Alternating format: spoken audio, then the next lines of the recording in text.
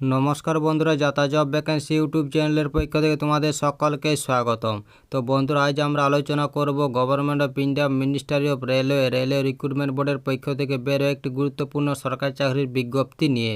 একদম সম্পূর্ণ নতুন বিজ্ঞপ্তি। এই যে দেখতে পাচ্ছ, এটা হলো সেন্ট্রালাইজ এমপ্লয়মেন্ট নোটিশ নাম্বার। এইখানে এনটিপিসি অর্থাৎ non technical popular category undergraduate পোস্টে নিয়োগ করা হয়েছে। তো এই পোস্টে কারা আবেদন করতে পারবে সেই নিয়ে তোমাদের সাথে বিস্তারিতভাবে আলোচনা করব। তার আগে প্রত্যেকের কাছে একটাই রিকোয়েস্ট করব যে পুরো ভিডিওটা প্রথম থেকে শেষ পর্যন্ত দেখো। চলো দেরি না করে অফিসিয়াল বিজ্ঞপ্তি নিয়ে আলোচনা শুরু করি।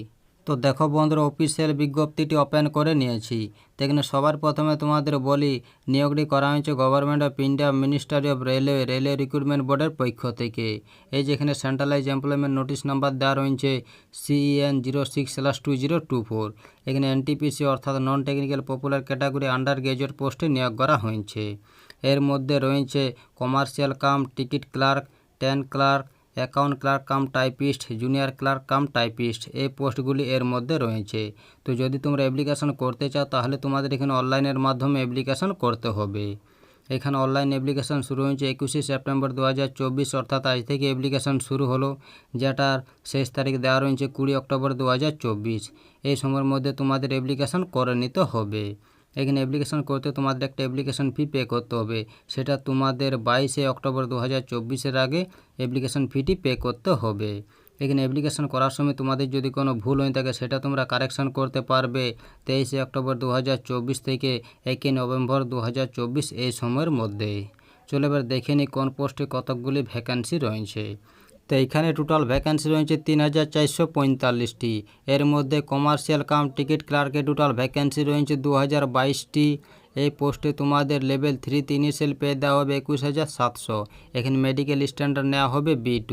এই পোস্টে তোমাদের বয়স হতে হবে 18 থেকে 33 বছরের মধ্যে 1/1/2025 অনুযায়ী।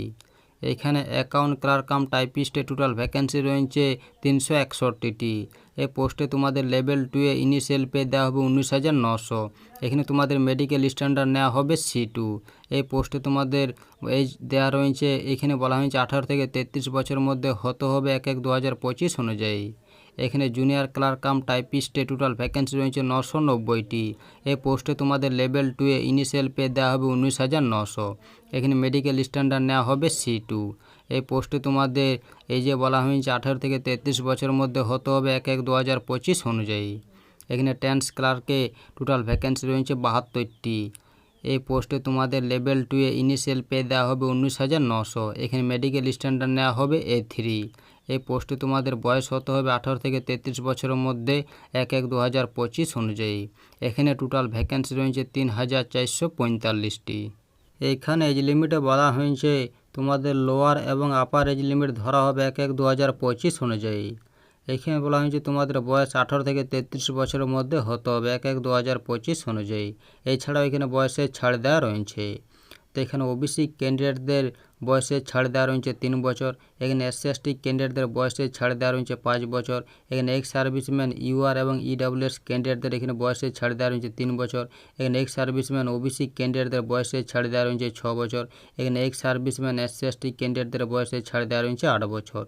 এখানে PWBD UR এবং EWS ক্যান্ডিডেট হলে এখানে 10 বছর পর্যন্ত ছাড় পেয়ে যাবে। এখানে PWBD OBC ক্যান্ডিডেটদের 13 বছর পর্যন্ত ছাড় দেওয়া রয়েছে। এখানে PWBD SC/ST ক্যান্ডিডেটদের এখানে 15 বছর পর্যন্ত ছাড় দেওয়া রয়েছে। চলো এবার দেখেন এখানে অ্যাপ্লিকেশন করতে যে তোমাদের একটা অ্যাপ্লিকেশন ফি পে করতে হবে সেটা দেওয়া রয়েছে।